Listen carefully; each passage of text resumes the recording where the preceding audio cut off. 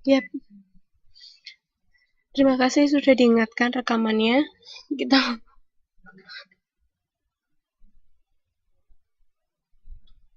ya, itu tadi adalah merupakan definisi dari globalisasi, yaitu globalisasi bisa diartikan sebagai proses internasionalisasi. Yang kedua adalah globalisasi sebagai liberalisasi.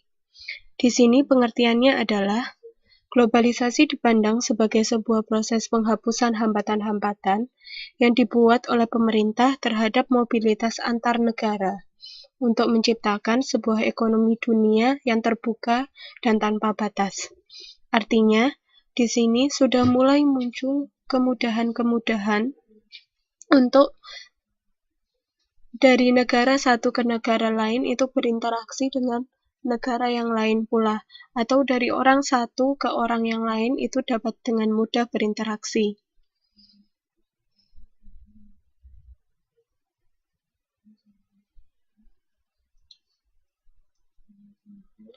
Yang ketiga, globalisasi juga bisa diartikan sebagai universalisasi, yaitu adalah proses yang mendunia, dan globalisasi merupakan proses penyebaran berbagai objek dan pengalaman kepada semua orang ke seluruh penjuru dunia.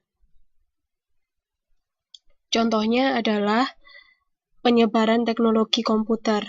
Dulu, penemu komputer ya rata-rata adanya di benua Eropa, di benua Amerika. Jadi, mulai dengan adanya arus globalisasi, maka hampir seluruh dunia saat ini menggunakan teknologi komputer yang semakin hari semakin canggih. Televisi mulai dibuat dengan peralatan-peralatan yang dulu secara tradisional, tetapi sekarang televisi sudah mulai dipasarkan dari negara satu ke negara lain dengan teknologi yang satu sama lainnya perusahaan itu memiliki daya saing yang sangat kuat.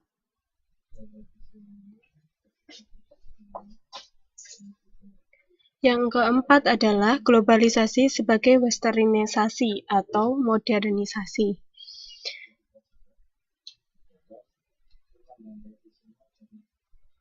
Di sini bisa diartikan bahwa seluruh struktur atau dinamika perubahan itu mengarah kepada sosial modernitas. Jadi, selamat malam Mbak Umi.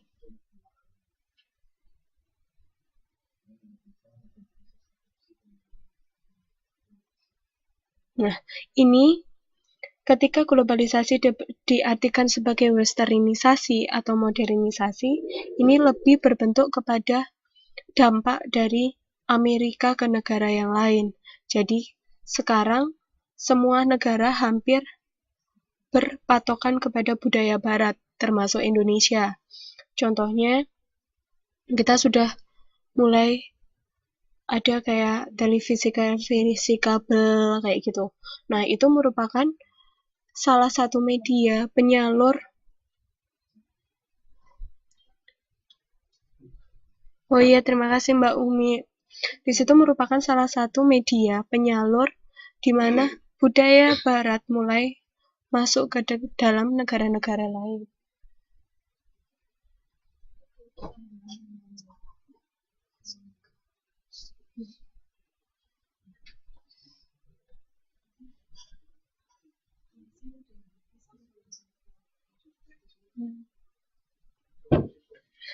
Yang selanjutnya adalah pengertian di mana globalisasi diartikan sebagai penghapusan batas-batas teritorial, yaitu adalah diartikan sebagai ruang lingkup sosial tidak lagi semata dipetakan oleh kawasan teritorial atau jarak antara negara satu dengan negara yang lain.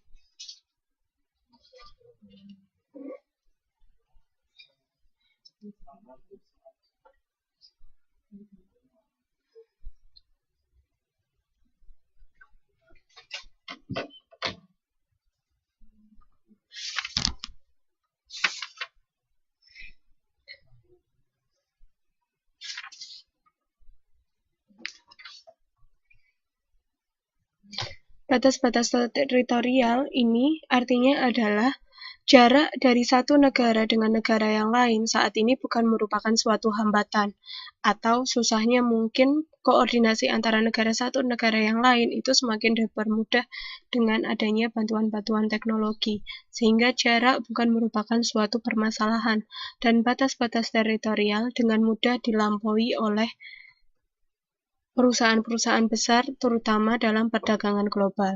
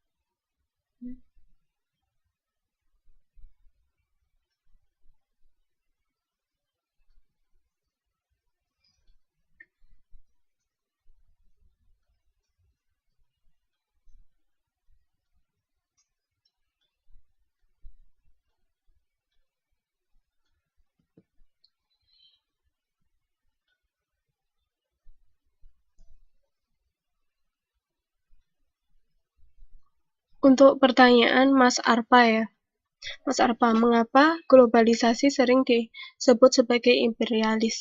Sebenarnya kita harus tahu sendiri, imperialisme itu Arpa, ya. Oh, Mbak Arpa, Mbak Arpa. Imperialisme itu merupakan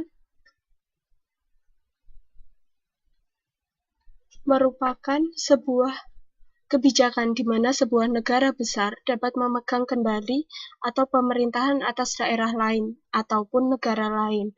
Itu dalam artian di mana negara itu memiliki andil terhadap terhadap negara lain. Contohnya dalam perkembangan dari negara itu sendiri. Di sini mereka bisa diartikan memiliki dampak dari atau mereka bisa mempengaruhi pertama secara politik, secara ekonomi, secara sosial dan budaya. Jadi itu merupakan seperti kekuatan negara lain kepada negara, misalnya Indonesia. Ya, misalnya Indonesia itu secara budaya ataupun politik juga dipengaruhi oleh negara barat. Nah, itulah yang dinamakan proses imperialisme, di mana negara barat itu memiliki andil terhadap perkembangan dari Indonesia itu sendiri. Sehingga misalnya naik turunnya dolar itu juga mempengaruhi kondisi Indonesia secara ekonomi. Seperti kebijakan-kebijakan politik keamanan dari negara barat juga mempengaruhi kondisi sosial politik di Indonesia.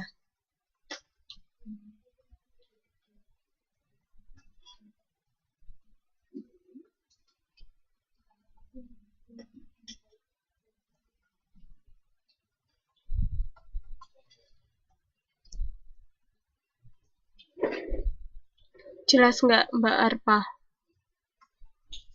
Ini merupakan salah satu dampak di mana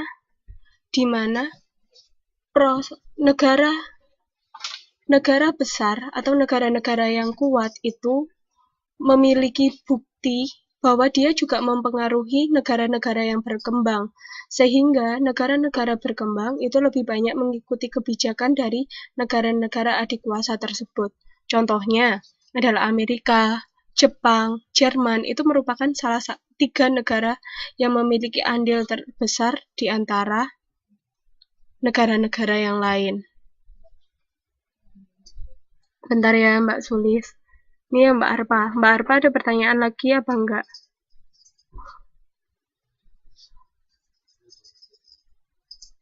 Nah, kita lanjut ke realisme, liberalisme, dan marxisme, neo-marxisme.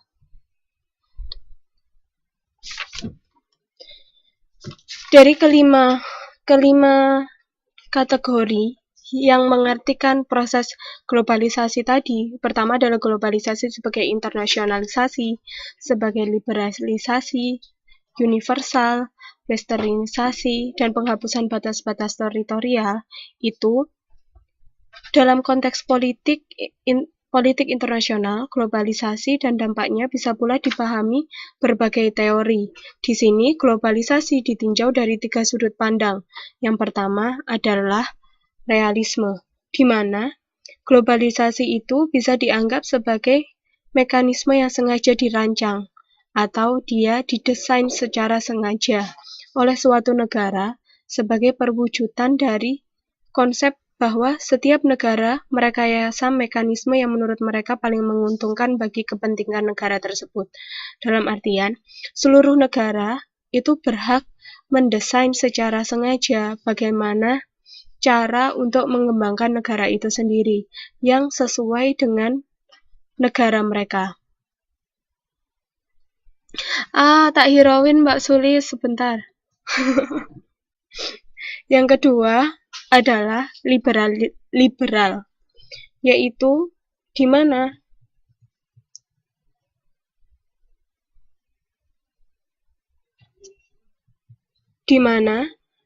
setiap globalisasi itu dipandang sebagai suatu proses yang memungkinkan permudahan segala proses produksi dari suatu negara dan negara lain.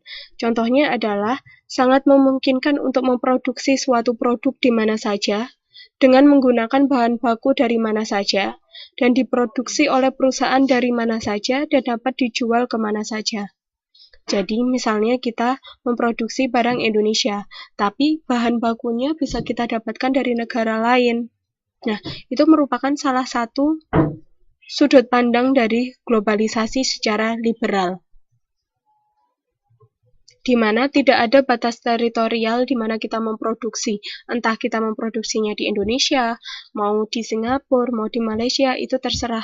Dan bahan baku itu bisa disesuaikan oleh perusahaan itu sendiri, mana yang lebih menguntungkan bagi mereka. Yang ketiga adalah proses neo-marxisme, yaitu merupakan proses yang meyakini bahwa negara tetap berperan sebagai regulator penting dalam globalisasi. Dalam artian, negara memiliki andil yang sangat besar dalam globalisasi. Sekalipun memang negara-negara besar itu sangat mempengaruhi perkembangan negara lain.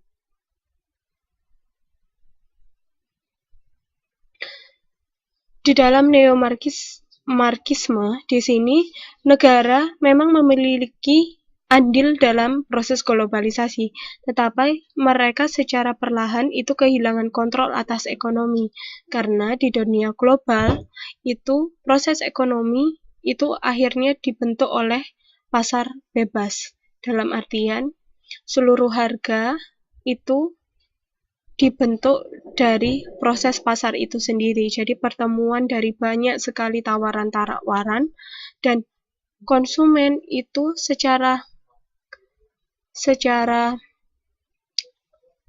natural itu menentukan harga sendiri.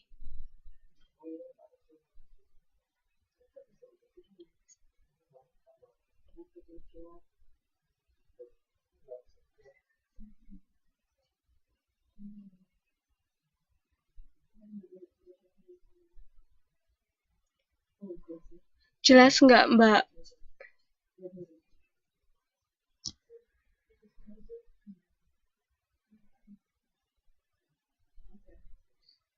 Mbak Sulis. Nah, pertanyaan Mas Afendi jawab satu-satu ya. Globalisasi merupakan imperialisme yang paling mutakhir oleh kaum liberal.